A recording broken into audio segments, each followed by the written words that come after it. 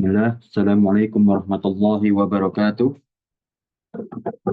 Alhamdulillahi wa kafa, wassalatu wassalamu ala rasulillahi mustafa, wa ala alihi wa ashabihi, wa man tabi'ahum bi ihsanin ila yaumiddin, amma ba'd.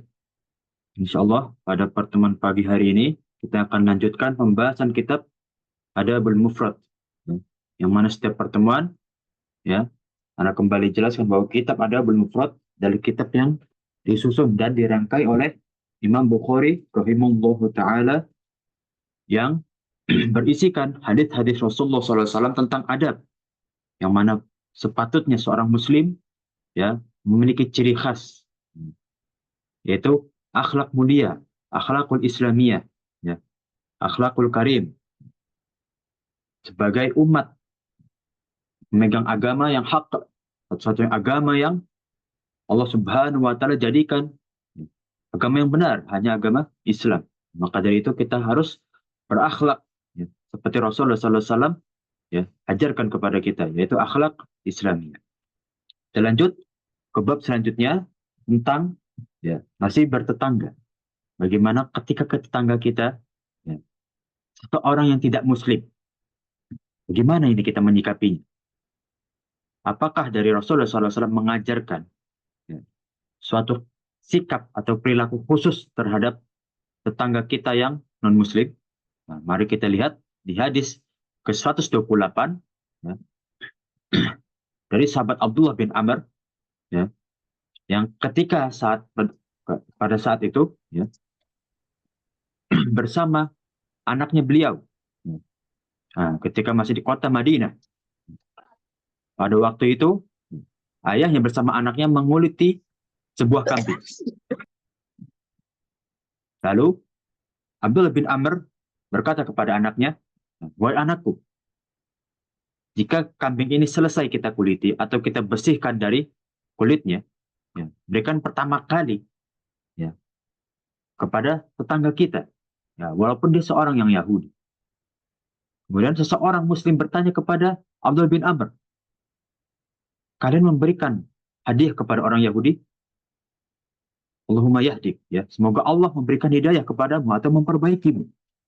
Ya, lalu Abdullah bin Amr menanggapi ya, tentang orang yang tidak terima ya, atau kurang sepakat tentang pemberian hadiah kepada tetangga Yahudi. Ya. Apa kata Abdullah bin Amr? Ya, aku mendengar Rasulullah SAW berpesan ya, kepada para sahabatnya ya, agar berbuat baik kepada tetangga. Ya. Sehingga ya, Rasulullah SAW bahkan mengira bahwa tetangga kita pun ya, itu berhak mendapat warisan. Nah, ini dia ya. Walaupun tetangga kita non-Muslim, ya, tapi kita patut ya, mencari rahmat dengan perbuatan baik kita. Nah, di sini Rasulullah SAW tidak melarang, ya. Ini namanya hadis sukuti, ya. Yang mana ketika para sahabat melakukan sesuatu yang belum ada hukumnya, ya, kemudian Rasulullah SAW diam, ya, tidak mengharamkannya dan juga tidak mensyariatkannya. Ya, artinya boleh. Ya, bahkan ini didukung dengan hadis Rasulullah yang lain, ya, berbuat baik kepada tetangga. Maka di sini ya, berbuat baik kepada tetangga walaupun non-Muslim, kita tetap harus melaksanakannya. Karena itulah ya, kita mencerminkan akhlak yang mulia sebagai seorang Muslim. Ya. Di masyarakat, ya, tentu yang dilihat bukan ya nilai raport kita, nilai akademik kita tidak. Tapi yang dilihat oleh masyarakat adalah bagaimana kita berinteraksi dan menyampaikan ilmu kita dengan tepat kepada mereka. Itulah dakwah yang hak, dakwah yang diajarkan oleh Rasulullah SAW kepada umatnya sampai akhir hayat nanti. Ya.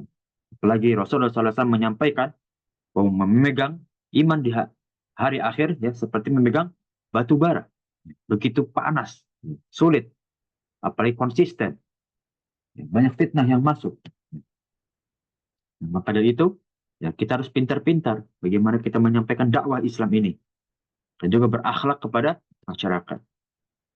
Itulah di hadis 128 ya, bagaimana kita harus berdakwah kepada masyarakat, berinteraksi kepada tetangga kita walaupun mereka non-Muslim. Ya.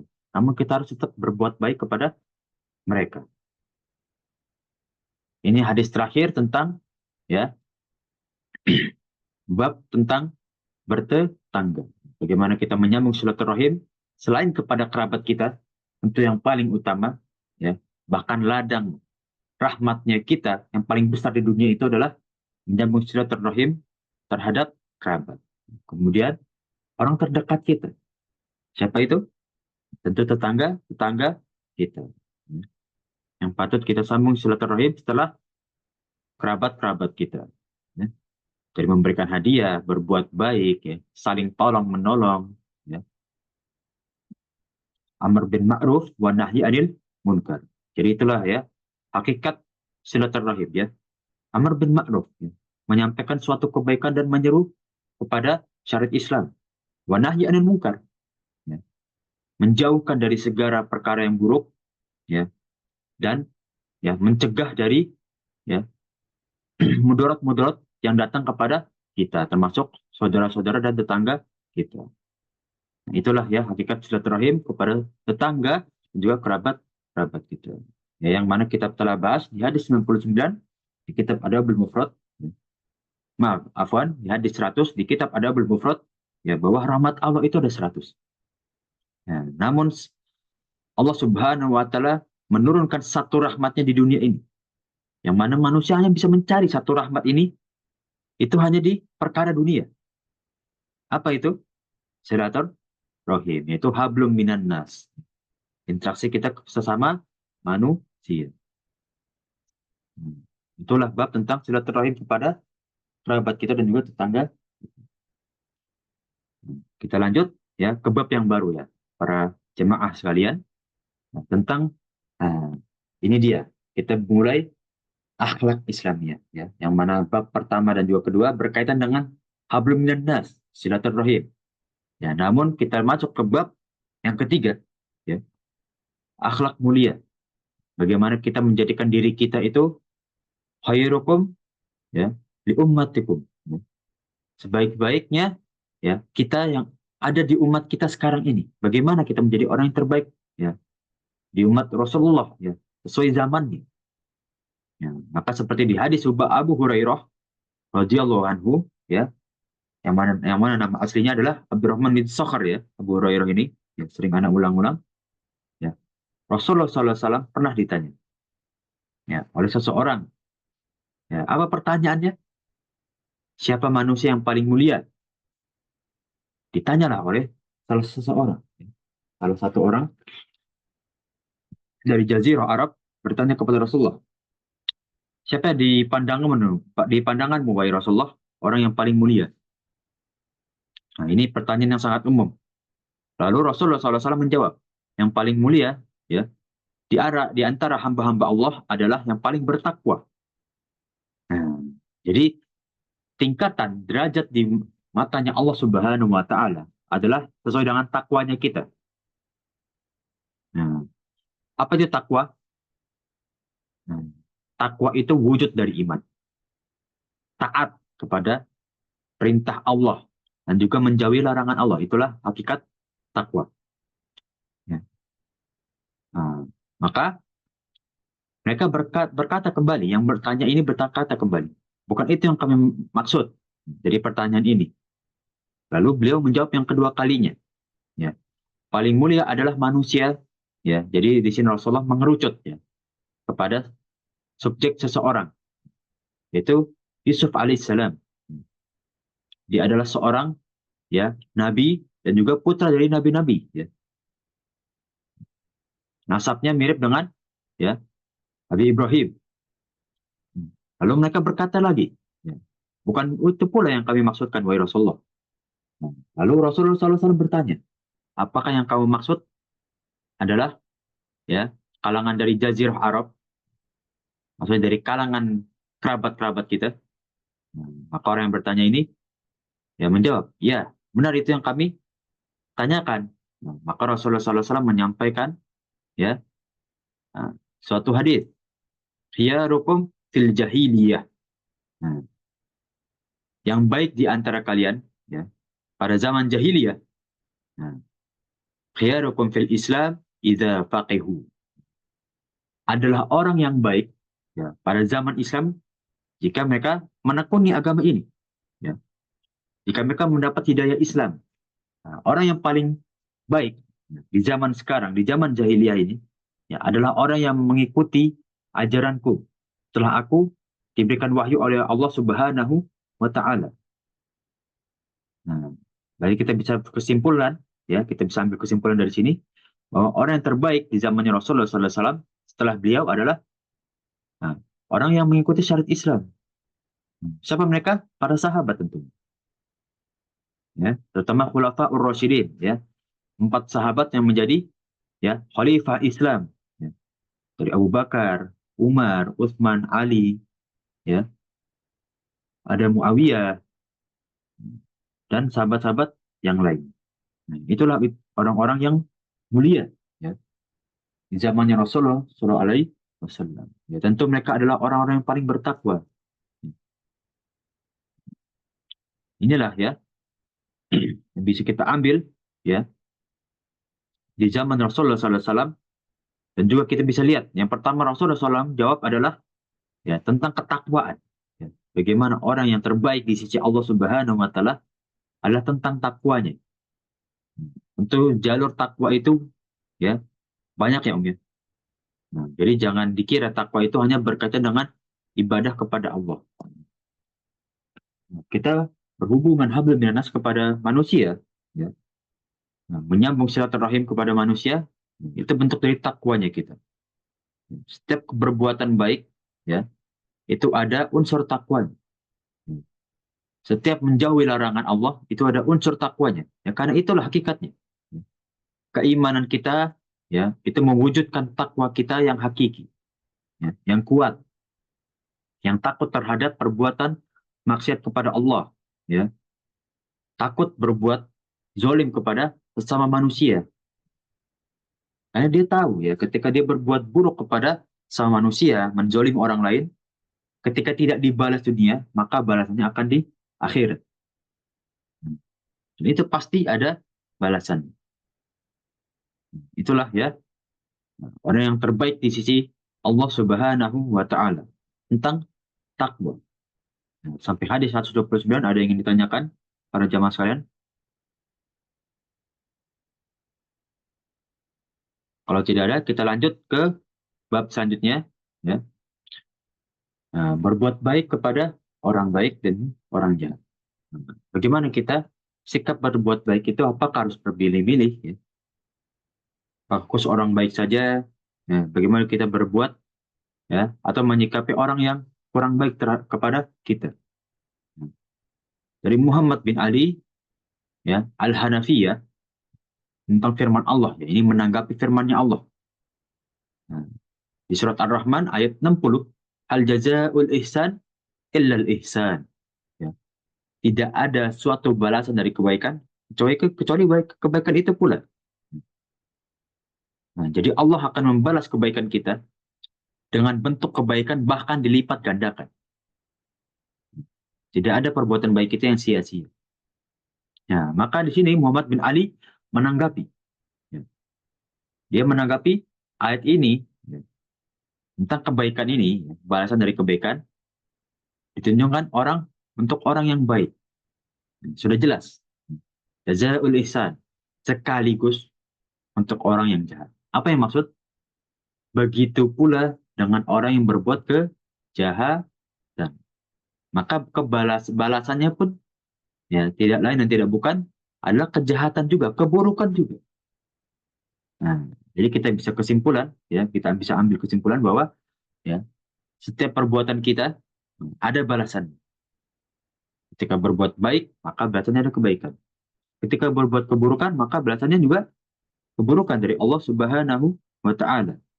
Yang mana balasannya kita tidak ketahui, apakah langsung, ya, apakah nanti kita disimpan sebagai amal buruk kita, ya, dosa kita, naudzubillah min dzalik, atau bahkan kita dibalas di kontorahnya Allah. Nah, maka dari itu, ya kita ikuti perbuatan buruk kita, Karena kita tidak tahu ya, terkadang kita berbuat suatu kesalahan namun kita tidak sadari. Nah, ya, kita dampingin ya. Kita tutupi perbuatan buruk kita dengan amal-amal soleh kita. Nah, maka perbanyaklah amalan sunnah kita. Ya. Ibadah sunnah kita perbanyak agar ya menghapus dosa-dosa kita. Atau menutupi amal keburukan kita. Nah, itulah ya salah satu gunanya atau pentingnya kita beramal soleh. Karena kewajiban kita adalah tanggungan kita. Nah, namun bagaimana cara kita menghapus dosa? Ya tentu tidak cukup. Bahkan tidak akan cukup.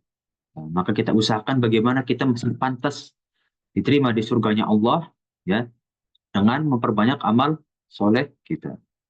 Yang insya Allah kita menjadi ya ahli surga yang tinggi di sisi Allah Subhanahu wa taala. Amin ya rabbal alamin. Amin ya rabbal alamin. Nah, itulah tentang berbuat baik. Tentang setiap perbuatan ada balasannya.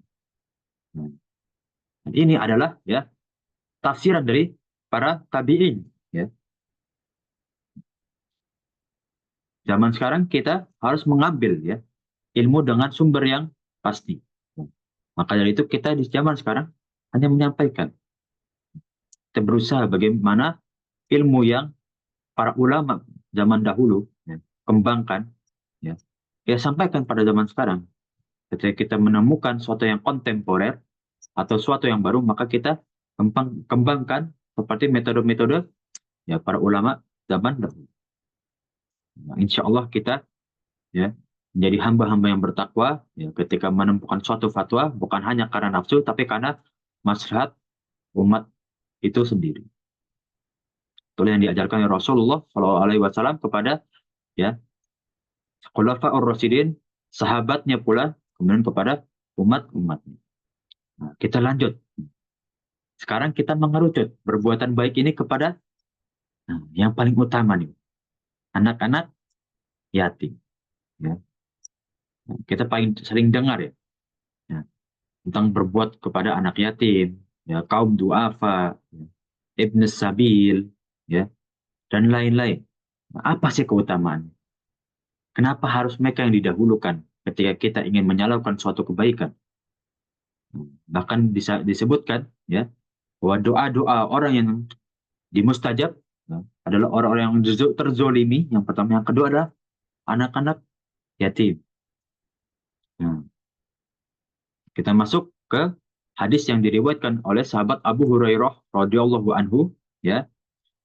Nah, di sini Rasulullah SAW bersabda, "As-sa'i 'alal armalati wal miskin." Ya. Orang yang menanggung nafkah. Ya. Al-armalah. Armalah ini adalah seorang janda yang tidak punya penghasilan. Wal miskin, dan orang-orang yang duafa, ya, tidak punya atau berkekurangan. Kal mujahidi fi sabilillah. Ya. Pahalanya di sisi Allah Subhanahu wa taala. Seperti orang berjihad di jalan Allah. Nah, jadi jihad ya, itu tidak hanya ya tentang harb, tentang perang, tidak. Ya, salah satunya adalah hadis ini. Ya. Orang yang menafkahi, ya. Nah, salah satunya adalah orang yang berjanda, ya. Orang yang duafa, itu pahalanya di sisi Allah Subhanahu wa taala. Ya. Seperti orang yang berjihad di jalan Allah. Atau kalladzi yasumun nahara wa yaqumul laila. Ya, atau di sisi Allah pahalanya seperti orang yang siangnya berpuasa. Kemudian pada malam hari bangun untuk beribadah kepada Allah Ta'ala. Kita bisa lihat ya. Nah, pahala orang yang pagi hingga siangnya, bahkan hingga menjelang maghrib beribadah, menahan hawa nafsunya, beribadah kepada Allah dengan bentuk puasa dan menjaga sholat-sholatnya, ya. Kemudian pada saat malam, ya, mereka ini bangun untuk beribadah, berdoa, ya. Nah, sholat malam, ya, itu suatu keutamaan yang sangat besar di sisi Allah Subhanahu Wa Taala. Ya. Nah, maka pahala orang ini, ya, orang yang menafkahi janda dan juga orang-orang duafa seperti orang yang siangnya berpuasa, malamnya bangun untuk sholat malam. Ya. Pahala yang begitu besar. Yang mana salah satu waktu mustajab ya ketika berdoa adalah sepertiga malam. Itulah ya keutamaan kita menyantuni ya atau menafkahi ya. Di sini kita masih di bab untuk orang-orang duafa berarti ya. Orang yang membutuhkan saluran dari ya bantuan kita ketika kita ingin atau mempunyai kelebihan ya bantu mereka ya. Maka ini pahalanya di sisi Allah begitu besar ya. Bahkan seperti jihad di jalan Allah Subhanahu wa taala. Nah, kita lanjut ya ke hadis 132 ya tentang menanggung anak yatim. Ya. Kalau sekarang seperti orang tua asuh ya. Nah, dari hadis Aisyah radhiyallahu anha ya ummul mukminin ya suatu hari telah datang kepadaku seorang wanita berserta kedua putri. Lalu ia memintakan sesuatu kepadaku dan aku tidak memiliki sesuatu kecuali satu butir kurma. Nah, kuberikan ya kurma yang kumiliki ini kepada wanita tersebut. Nah, lalu wanita itu membagi kurma ya kepada kedua putrinya. Kemudian ia berdiri dan pergi. Lalu Rasulullah SAW pulang. Ya, aku menceritakan peristiwa tersebut kepada beliau. Yang tadi seorang ibu mempunyai dua anak perempuan yang duafa, ya, tidak punya apa-apa, yatim ya, karena tidak punya ayahnya. Maka Rasulullah SAW bersabda, siapa yang mengurus anak-anak putri itu, ya, dan berbuat baik kepada mereka, maka kelak akan menjadi penghalang dari siksa api neraka. Nah, ini dia. Ya. Nah, ini dua keutamaan. Ya.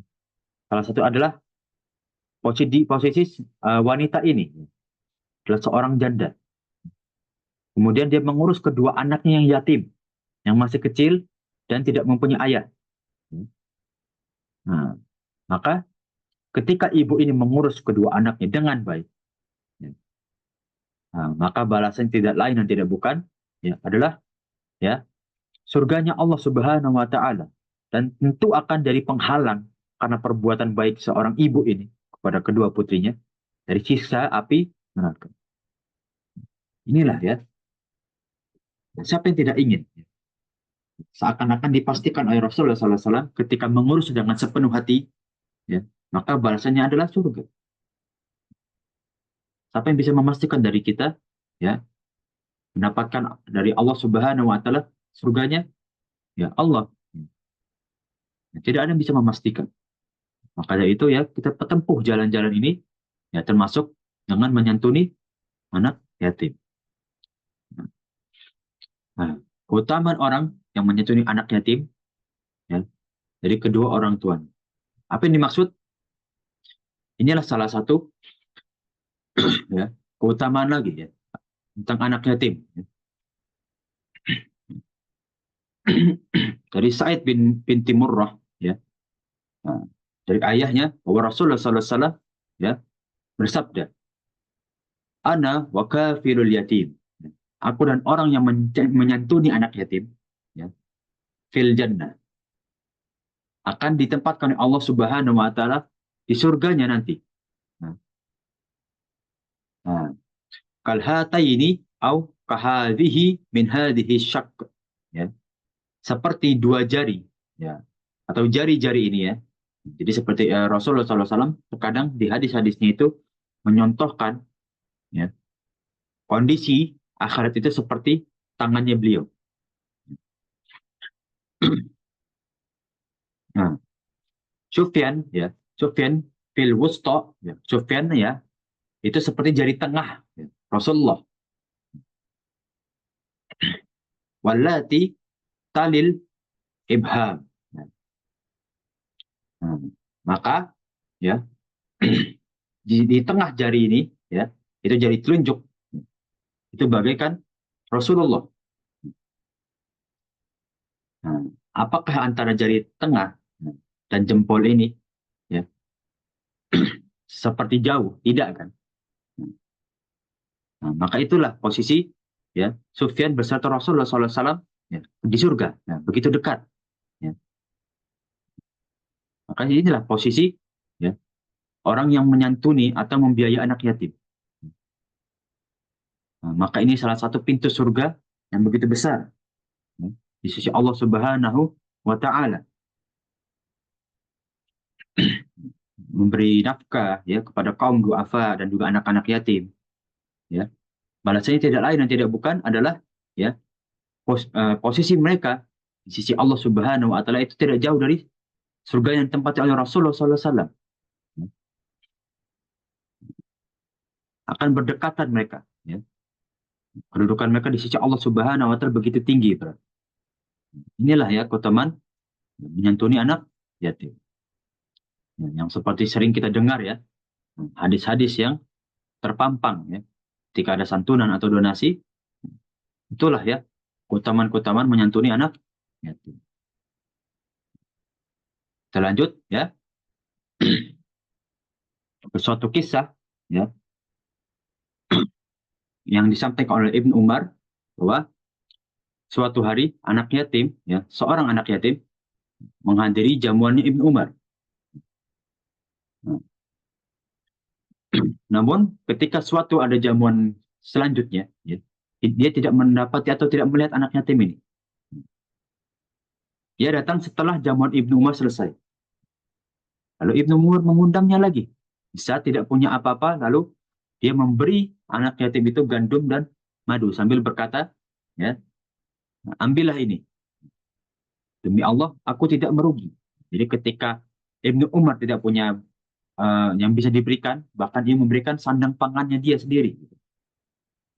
Lalu Hasan berkata, demi Allah, Ibnu Umar tidak akan merugi. Sampai segitunya ya. Kita merelakan apa yang kita punya ya, kepada anak yatim. Ya, itu bahkan seperti kita menabung ya, di akhirat kita. Ya.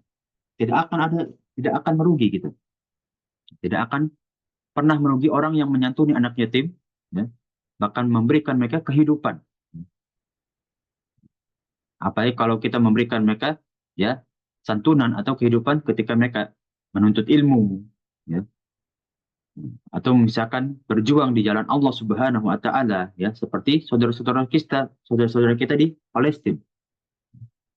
Sana terlalu banyak ya anak-anak yatim ya yang bahkan tidak bisa mengecap ya, sekolah dasar. Padahal di setiap negara ya, pasti ada undang-undang tentang kewajiban ya anak di bawah umur itu harus mengecap sekolah dasar. Nah, kalau di Indonesia ya minimal itu 9 tahun. Di undang-undang ya nomor 28 pasal 28C ayat 1 sampai ayat 2 kita wajib mendapatkan ya pendidikan ya. 6 tahun saat SD dan 3 tahun saat SMP, dan itu wajib dibantu oleh pemerintah. Di setiap negara pun seperti itu pasti ya, mereka pasti punya undang-undang ya untuk menuntut ilmu.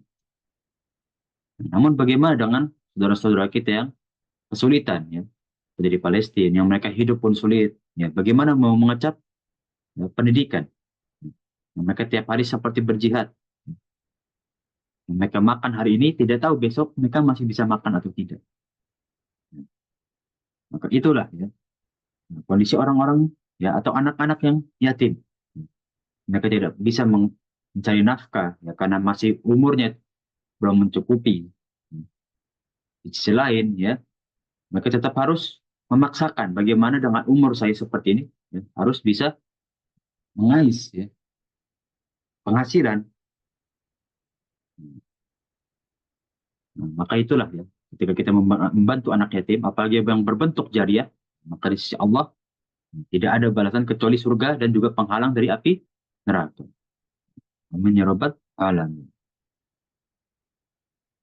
Itulah salah satu bentuk ya pintu surga yang cukup besar di sisi Allah Subhanahu wa Ta'ala. Karena pintu surganya Allah itu berbeda-beda. Setiap pintu itu tergantung dari ya, amalan yang sering diperbuat oleh hambanya tersebut. Ketika ada seorang hamba yang rajin ya berpuasa, maka pintunya adalah pintu orang yang rajin untuk berpuasa, surganya. Ketika ada seseorang yang selalu menjaga sholat sunnahnya, ya, maka pintunya pun berbeda. Itu orang-orang yang sering bersedekah dan menyantuni anak yatim dan juga duafa, ya, maka pintunya berbeda juga. Nah, maka itulah ya, para umatnya Rasulullah SAW begitu banyak keutamaan. Ya, maka kita harus punya satu keutamaan dari amalan kita. Ya. Jangan sampai kita nggak punya pintu khusus nih untuk masuk surga. Ya. Nah, maka kita utamakan satu amalan. Ya, ingat, Rasulullah SAW lebih mencintai amalan yang kecil. Ya. Namun kita rutin mengamalkannya daripada suatu amalan yang besar, namun ya kita terpotong-potong. Ya. Hmm. Tidak konsisten dalam beramal tersebut. Inilah ya, bisa kita jadikan sebagai amal jariah kita. Salah satu dengan menyantuni anak. Kita lanjut ke hadis 135 ya, dari sahabat Sa'ad bin Sa'ad, ya, bahwa Rasulullah SAW bersabda, aku bersama anak yatim ya, di surganya Allah Subhanahu wa taala, ya, seperti yang beliau isyaratkan ya. Seperti tadi, ya, jari tunjuk dan juga jari tengah itu begitu erat ya. Nah, didekatkan. Nah, inilah ya orang-orang yang menyantuni juga. Orang-orang yang menyantuni anak-anak yatim. Ya. Apakah anak-anak yatim yang terus berjuang untuk menuntut ilmu di jalan Allah, ya, terus dijaga keimanannya, meningkatkan ketakwaannya, ya, maka di sisi Allah Subhanahu wa taala kedudukannya begitu tinggi, bahkan dekat dengan kedudukannya Rasulullah SAW. Nah, maka kalau kita ingin derajat kita ditinggikan, salah satunya ada dengan menyantuni anak yatim. Juga kaum duafa. Karena kaum duafa dan juga anak yatim kadang saling bereratan ya. Kadang anak yatim karena tidak punya penghasilan yang tetap, ya, dia bisa menafkahi adik-adiknya, akhirnya dia duafa, kekurangan dalam hartanya, dalam menafkahi ya saudara-saudaranya. Nah, maka itu keutamaan bagi kita untuk ya menjadikan jalur infak dan juga sodako yang begitu besar di sisi Allah Subhanahu wa taala. Bahkan derajatnya begitu dekat dengan Rasulullah SAW di surganya Allah nanti. Kita lihat hadis 136 ya dari sahabat Abu Bakar bin Hafiz ya, bahwasanya Abdullah ya, tidak makan atau jarang sekali makan kecuali ya, bersama anak yatim. Inilah begitu mulianya ya agama Islam, ya, syariat Islam. Pada zaman jahiliyah yang kita ketahui bahwasannya ketika seorang tuan ya, atau seorang pembesar kabilah makan dengan budaknya misalkan, ya, atau orang yang di bawahnya kedudukannya itu suatu yang hina di mata mereka.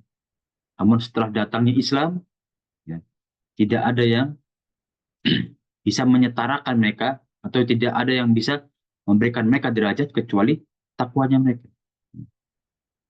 Tidak ada namanya ya derajat-derajat lagi setelah Islam masuk. Ya. Itulah yang membuat ya, tanah Arab atau Jazirah Arab itu begitu kuat ya. Kita bisa lihat Jazirah Arab dikenal oleh Persia dan juga Romawi ya. Sebelum masuknya Islam itu tentang perdagangannya saja. Ya, namun setelah Islam masuk, ya, mereka bahkan merebut perbatasan dari Romawi dan juga Persia. Itu dampak dari Islam. Yang dididik oleh Rasulullah SAW selama 23 tahun.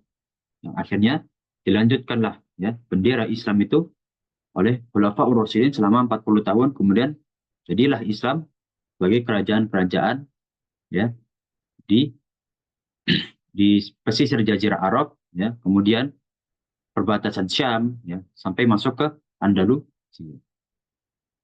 Nah, kemudian kita masuk ke bab yang baru ya. Sebaik-baiknya rumah ya, adalah yang ada anak yatim yang disantuni oleh orang-orang pemilik rumah ini. Masya Allah. Ketika kita seperti panti-panti asuhan ya, kalau mungkin umat sekalian mengetahui juga ya, karena di panti asuhan itu ada beberapa anak yang masih kecil itu akhirnya diangkat atau dijadikan sebagai keluarganya sendiri.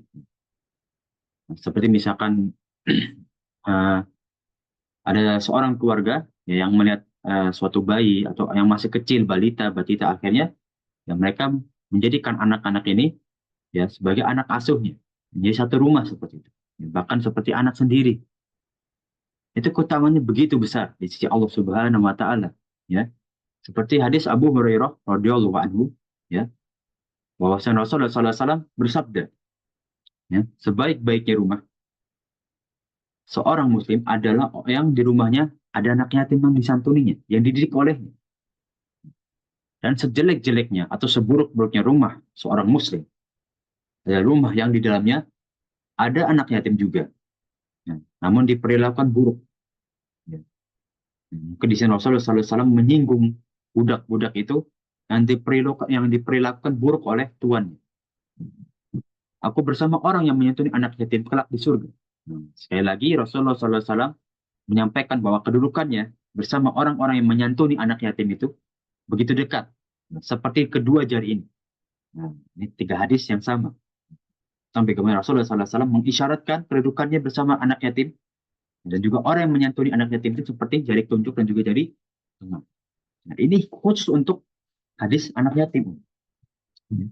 Rasulullah SAW tidak pernah mengisyaratkan kedudukannya dia dengan para sahabatnya, ya, begitu dekat kecuali kepada orang yang menyantuni anak yatim. Kita bisa lihat, ya, bahwa keutamaan di sisi Allah Subhanahu wa taala tentang menyantuni anak yatim itu begitu besar, ya. Bahkan kedudukannya seperti tadi yang diisyaratkan oleh Rasulullah SAW, ya, dekat dengan Rasulullah. Ini khusus untuk ya, orang yang menyantuni anak yatim. Bahkan amal-amal yang lain pun tidak bisa ya menandingi. Itulah ya bagaimana keutamaan untuk kita menyayangi anak yatim. Yang terkadang kita sandingkan juga dengan du'afa. Anak yatim juga du'afa. Kita lanjut, ya, suatu kisah, ya, yang disampaikan oleh Abdurrahman bin Abzi, bahwa sahabatnya Daud berkata terhadap anak yatim, jadilah kamu seperti ayah yang penyayang. Ketahuilah, sebagaimana kamu menanam, untuk kamu akan memetik buahnya. Ini sebagai permisalan. Ketika kita mendidik seorang anak, maka kita akan mendapatkan sikap anak ini seperti kita mendidik anak ini juga. Sungguh jelek kefakiran seseorang yang mempunyai harta. Tetapi lebih jelek lagi dari itu adalah kesesatan setelah mendapatkan hidayah, yaitu orang-orang ya kafir Quraisy yang diberi Rasulullah SAW hidayah atau ajaran Islam, syariat Islam, namun mereka membangkang. Apabila kamu berjanji ya, kepada temanmu, maka tepatlah janjimu. Ini sikap seorang muslim. Ya. Jika tidak, maka akan terjadi permusuhan di antara kalian. Lindunglah kepada Allah. Minta tolonglah kepada Allah, isti'anah. Dari seorang teman yang apabila kamu mengingatkannya, dia tidak mau membantumu. Ya. Dan apabila kamu lupa, dia tidak ingin mengingatkanmu. Ini adalah sahabat-sahabat yang ya, takwanya kurang. Ya. Maka carilah lingkungan yang baik. Nah, di sini, nah, ini adalah qaulus sahabi ya, para umat sekalian, ini bukan hadis, ini adalah qaulus sahabi. Bahwasannya di sini Daud berkata, salah satu perkataan dari Daud, ada banyak petikan, ya, isyarat yang beliau sampaikan. Nah, yang pertama adalah keutamaan seseorang yang mendidik anak yatim. Yang nanti kebaikannya ya, akan kamu dapatkan seperti kamu mendidik anakmu. Nah, yang kita ketahui ya para umat sekalian, kalau kita mendidik anak kita kecil, ya, saat masih kecil ya, misalkan emosional dengan emosional, ya, dengan sesuatu yang kasar, ya maka dia akan menjadi anak yang kasar juga emosional. Ya, ketika kita mendidik anak kita penyabar, ya, berpikir tenang, ya maka setelah dia dewasa, dia akan mempunyai watak seperti itu juga. Ya, maka didiklah anak-anak yatim, ya, yang kalian asuh, ya, yang kalian urus, ya, yang kalian didik, ya, jangan pendidikan yang begitu kalian sayangi, seperti seorang ayah yang menyayangi anaknya. Kemudian, ya, setelah beliau sampaikan, ya, tentang mendidik anak yatim, ya, adalah kejelekan orang yang fakir. Namun lebih jelek lagi orang yang tidak bisa menerima kebaikan, atau hatinya tertutup dari hidayahnya Allah, ya, karena perbuatan dia sendiri. Nah, jangan sampai kita mendapatkan laknat Allah karena perbuatan kita sendiri. Apa itu laknat Allah? Ya, adalah penghalang bagi orang-orang, ya, penghalang dari rahmatnya Allah, ya, bagi orang-orang yang kikir, orang-orang yang sombong, maka akan sulit mendapatkan rahmat dari Allah. Kemudian kita masuk yang ketiga adalah sikapnya seorang muslim. Apabila berjanji, maka tepatilah, karena itu adalah sikapnya seorang muslim. Ini wasiat ketiga dari Daud. Ya. Maka jika tidak, ya, nah, silaturahim kalian akan rusak, ketika akan bermusuhan. Yang seperti di hadis Rasulullah SAW sampaikan bahwa ya celaka bagi orang yang ya diwafatkan oleh Allah Subhanahu wa taala namun masih punya permusuhan di antara manusia. Dan yang keempat adalah berlindunglah kepada Allah, minta tolonglah kepada Allah, ya, kepada orang-orang ya atau lingkunganmu yang tidak bisa dinasihati atau tidak bisa mendapatkan kebaikan, dan juga tidak memberikan kebaikan kepada dirimu. Jauhilah orang-orang seperti ini. Bukan kita ingin memutus silaturahim kepadanya, namun kita ya menjaga jarak karena perilaku dia yang kurang baik kepada kita atau kurang tepat dalam berinteraksi. Ini adalah qaulus sahabi atau wasiatnya para sahabat, ya, yang dijadikan riwayat, termasuk riwayat kepada Imam Bukhari, yang di akhirnya Imam Bukhari bukukan, ya, di kitab Adabul, termasuk ya ke hadis 139. Nah, hapus dahulu tandanya. Aku mendengar Hasan yang berkata ya, tentang qaulus sahabi. Apa kata Hasan? Aku tahu keadaan orang-orang Muslim. Ya. Salah seseorang di antara mereka di pagi hari berkata, wahai keluargaku, ya, santuninya anak yatim. Wahai para keluarga, ya, bantulah orang-orang miskin, ya, di kabilahmu. Ya. Nah, wahai keluarga lagi, jagalah kerukunan tetanggamu. Ini wasiat ya. Jadi para sahabat itu sering mewasiatkan kepada sahabat-sahabat yang lain. Dan yang keempat adalah bersegeralah bersama orang-orang terbaik di antara kalian. Jangan sampai kalian berbuat buruk ya setiap hari. Nah, ini adalah beberapa wasiat dari para sahabat, ya, yang mana kita bisa teladani. Nah, inilah ya buah dari ya akhlaknya Rasulullah SAW yang beliau ajarkan kepada para sahabat. Yaitu akhlak yang mulia. Nah, walaupun setelah diwafatkan Rasulullah SAW, ya itu langsung membludak ya orang-orang munafik, orang-orang yang murtad dari agama Islam. Ya, apa kata Abu Bakar? Nah, man ya'budu Muhammad fa innahu ya fa innahu mislu ya Rasulullah min qablina min qablihi. Apa maksudnya? Kata Abu Bakar, ya siapa yang beribadah kepada Muhammad, ya maka Muhammad itu Rasul, yang mana sebelumnya juga ada Rasul yang diwafatkan oleh Allah.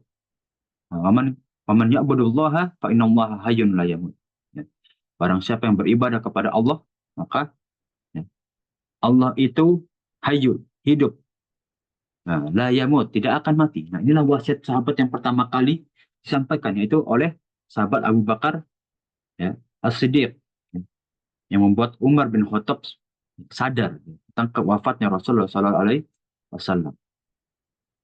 Inilah bentuk atau hasil dari ya, didikannya Rasulullah, yang mana setelah Rasulullah SAW wafat, ya, Islam itu benar-benar dijaga oleh Allah, ya, yang dijaga oleh orang-orang beriman. Diteruskanlah dakwah Islam ini sampai ya, jadi ditiupkanlah sangkakala ya, di hari akhir nanti. Nah, maka kita berusaha ya para umat sekalian menjadi salah satu ya pemanjang atau penerus estafet dakwah Islam ini. Nah, ingat, sebagai berdakwah itu tidak harus menjadi dai. Ya, berdakwah itu tidak harus menjadi ya predikat ustadz, tidak harus. Ya. Namun dakwah itu adalah bagaimana kita menyampaikan walau bi ayat, walaupun hanya satu ayat kepada orang-orang terdekat kita. Itu adalah bentuk dari silaturahim yang pertama. Amr bin Ma'ruf. Nah, maka ya Hasan di sini mendengar perkataan ini. Nah, jika mau kamu saksikanlah orang fasik yang tenggelam dalam api neraka bersama 30.000 orang. Hartanya ya dihancurkan oleh Allah. Dia menjual nasib seharga ya kambingnya. Apa yang dimaksudkan? Ia menjual nasibnya seharga kambingnya. Maksudnya ia ya mencurangi penjual apa pembelinya ya. Dengan apa yang ia jual seharga kambing. Nah, jadi demi menjual satu kambing, ya dia curangi di barangnya. Ya kalau zaman sekarang seperti misalkan kalau daging-daging itu ada daging yang curah gitu ya. Kalau misalkan ayam ada ayam yang tiren. Mereka curangin lah seperti itu. Nah, bahkan hanya untuk berdagang kambing, untuk berdagang ya ayam saja mereka curang. Yang nanti hartanya akan dihancurkan oleh Allah Subhanahu wa taala. Nah, dan kamu saksikanlah juga orang-orang yang menyia-nyiakan hidupnya, ya, yang diberikan Allah nih rezeki. Ya, pada Allah bilang, ya, Allah tidak menciptakan manusia dan jin kecuali untuk beribadah. Wa ma khalaqtul jinna wal insa illa liya'budun. Namun mereka jadikan kehidupan mereka itu sia-sia. Ya, rezeki Allah ini mereka pakai untuk hal yang tidak berguna, bahkan untuk bermaksiat kepada Allah. Nah, dan durhaka yang terus berjalan di jalannya syaitan, terus melenceng dari siratal mustaqim. Ya, kenapa? Karena apa, Yang pertama dia ikutin itu adalah hawa nafsu. Kalau hawa nafsu diikuti, pasti yang terjebak dari antara orang-orang itu adalah fitnah dunia. Kalau fitnah dunia sudah mengekang mereka, maka mereka akan istidroj. Apa itu istidroj? Istidroj itu adalah orang yang terlena dengan ya jalannya syaitan atau sudah dikuasai oleh hawa nafsu. Ketika orang ini didekati oleh ibadah atau dinasihati dengan syariat Islam, orang ini akan membangkang seakan-akan itu adalah sesuatu yang tidak nyaman di hatinya. Itu istidraj. Yang Allah biarkan laknat Allah itu mengalir dalam darahnya. Naudzubillah min dzalik. Ya. Baik dirinya sendiri pun maupun untuk orang lain. La dororo wala diror. Ya, jangan sampai jadi orang yang sesat dan orang yang menyesatkan. Inilah inti dari hadis ini. Udah tahu dirinya sesat, fasik, ya. Jangan sampai nyesatin orang lain. Ya. Inilah ya keutamaan bagi orang-orang yang ya, para sahabat selalu mengingatkan. Santuni anak yatim, ya, berbuat baik kepada orang-orang miskin, ya. Jagalah tetangga-tetanggamu. Ya. Karena dengan kita menjaga sahabul minanas kita, Allah akan memberikan rahmat kita yang limited itu, yang cuma satu ini doang yang ada di dunia. Kalian gak mau usaha untuk mengajar ini? Para sahabat itu betul-betul mengejar satu rahmat yang limit ini. Ya, yang hanya satu ini, ya. Para sahabat itu begitu mengejar. Ya.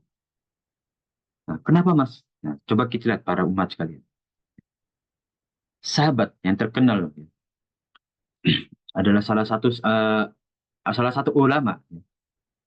Ulama yang ulama pertengahan. Beliau itu didatangi oleh murid. Kemudian muridnya mengajak ulama ini untuk menginap di rumahnya. Dan muridnya ini melihat, orang ini melihat seperti apa sih kehidupan ulama, ya, atau orang alim ini pada malam hari. Ya. Dia tidak melihat ya, ulama ini bangun untuk sholat malam. Bahkan ya dia berbangun untuk subuh pun ya tepat saat adzan, tidak melakukan doa, tidak melakukan sholat malam. Ya. Setelah menjelang ya syuruk, ya orang ini berkata kepada ulama ini, wahai orang alim, kenapa kamu tidak melakukan sholat malam? Padahal waktumu pada malam hari itu panjang. Nah, kenapa kamu tidak bangun untuk sekedar berdoa? Ya, padahal kamu punya kesempatan. Ya, maka orang alim ini berkata, aku meneladani satu hadis dari Rasulullah SAW, dan aku mendapatkan pada satu malam ini 99 faedah. Jadi orang alim pun, ya, para ulama, mereka itu punya kelebihan-kelebihan. Ya, punya amalan-amalan yang betul-betul mereka tekuni. Ya, ada ulama yang sholat malam itu tekun. Ada ulama yang memang bahkan nih, seperti Imam Muslim. Imam Muslim itu adalah ulama yang cukup bergelimang harta. Seperti Imam Malik. Ya. Orang yang bergelimang harta. Bahkan Imam Muslim adalah salah satu salah satu ulama yang gemar memakan kurma. Nah, karena beliau punya kebun kurma.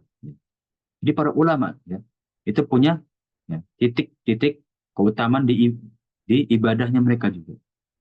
Ya. Namun yang mereka tidak pernah lepas adalah berbuat baik sesama manusia.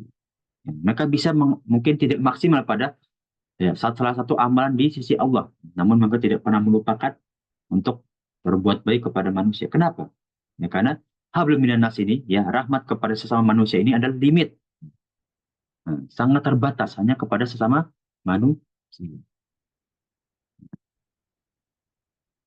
Nah, kita masuk ke hadis 40 ya tentang qaul sahabat lagi ya. Nah, dari Abu Sirin berkata, aku memiliki anak yatim. Jadi, ini perkataan Asma bin Abid ya kepada Abu Ibnu Sirin. Ibnu Sirin adalah seorang tabi'in. Aku memiliki anak yatim yang aku asuh. Kata Ibnu Sirin berkata, perlakukanlah dia seperti kamu memperlakukan anakmu. Jadi seperti mengasuh anak sendiri, dan pukullah ya anak yatim ini seperti kamu memukul anakmu. Inilah ya bagaimana milik anak yatim itu bahkan seperti milik anak sendiri. Ya, yang mungkin para umat pernah melihat ya, di beberapa uh, panti asuhan itu. Ya. Kalau yang punya panti asuhannya di rumah ya bisa di panti itu. Nah, mereka itu mendidik ya, anak-anak yatim. Jadi beberapa anak yatim itu sebetulnya tidak langsung ya diasuh di panti. Ada beberapa anak yatim yang memang terkadang diambil oleh keluarga pemilik panti tersebut, apalagi yang tergolong masih balita ya, masih bentuknya bayi. Nah, mereka itu ya saking sudah terbiasa mendidik anak yatim, mendidik orang-orang yang membutuhkan, ya mereka memperlakukan anak yatim ini yang mereka asuh seperti anak mereka sendiri. Bahkan anak yatim ini memanggil ya orang tua asuhnya memanggil seperti ayahnya sendiri. Itu bukti bahwa asuhannya itu ya, berhasil. Ya. Asuhannya itu begitu ya melekat ya, seperti asuhan orang tua sendiri kepada anak. Itulah keutamaan dari mendidik anak yatim. Nah, sama para umat juga mengerti ya. Kalau kita bisa lihat di panti asuhan itu, ya. Nah, mungkin beberapa panti asuhan ya, si pemilik ini nggak punya penghasilan. Gitu. Ya, bahkan penghasilannya mungkin hanya jual apa, hanya punya rumah makan. Namun rezekinya ya, kita bisa lihat melimpah. Itu rahmat dari Allah, tidak lain dan tidak bukan pasti. Nah, maka salah satu rahmat terbesarnya Allah itu adalah mendidik anak yatim. Jangan diremehkan. Ya. Ada orang yang memandang sebelah mata sedekah. Ada orang yang memandang sebelah mata tentang sholat malam. Ada orang yang memandang sebelah mata tentang ya bersedekah kepada orang duafa dan juga anak yatim. Padahal ini salah satu pintu surga yang begitu besar. Bahkan kedudukannya dekat dengan Rasulullah SAW nanti di surganya Allah. Jangan kita pandang sebelah mata. Ya. Kita lanjut ke bab ya. Jangan tabah mengasuh anak. Nah, seperti tadi ya, di hadis seorang wanita yang mengasuh kedua putrinya. Kata Rasul tidak ada balasan terhadapnya, ya, kecuali surga dan juga penghalang dari api neraka. Nah, di sini dari Auf bin Malik, ya, bahwa Rasulullah SAW bersabda, ya, aku bersama wanita yang ditinggal oleh suaminya, ya, ditinggal atau ditinggal wafat, ya, dan tabah mengasuh anaknya, ya, kekal, ya, ya, seperti kedua jari dia, ya, ini di surga. Begitu dekat dia dengan surganya Allah. Tidak ada penghalang karena keutamaannya dia, ya, mengasuh anaknya seorang diri yang dia telah ditinggal oleh suami. Itulah keutamaan mengasuh anak yatim, ya, dan juga duafa. Sampai hadis 141, ada yang ingin ditanyakan para umat sekalian? Ini sudah masuk Muharram, ya, bulan Muharram di tahun 140, ya, 1446 Hijriah. Insya Allah kita perbanyak amal soleh kita, ya, pada awal-awal 10 hari bulan Muharram ini. Insya Allah Allah Subhanahu Wa Taala, ya, akan melipat gandakan dan menjadikan pemberat amal soleh kita di sisi Allah fi yaumil mizan. Amin ya rabbal alamin. Amin ya Rabbal Alamin. Amin ya robbal alamin. Ada yang ingin ditanyakan, Om? Mungkin untuk berkaitan dengan, ya, bagaimana kita menyikapi orang anak-anak yatim, bagaimana kita menyantuni, ya. Walaupun kita tidak mempunyai anak asuh, namun sesekali kita berikan mereka, ya, santunan, ya, atau memberikan mereka hadiah-hadiah, ya, kepada anak-anak yatim. Ini kalau para umat sekarang punya kenalan, ya, atau punya tempat yang di sana mendidik, ya, atau kita tahunya panti asuhan gitu, kita berikan, ya, berikan santunan, kita berikan mereka sesekali hadiah.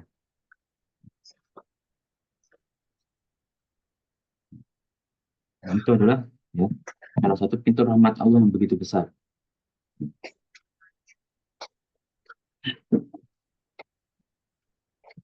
Insya Allah kalau tidak ada yang ditanyakan, Anda tutup pertemuan pagi hari ini. Insya Allah Allah berkati. Kurang lebihnya mohon maaf, ya. Tidak ada salah kata atau sikap yang kurang berkenan, ya, dari para jamaah sekalian. Anda pamit undur diri. Anda tutup pertemuan pagi hari ini dengan doa kafaratul majlis. Subhanakallahumma wa bihamdika Wa bihamdika asyhadu an la ilaha illa anta astaghfiruka wa atubu astaghfiruka wa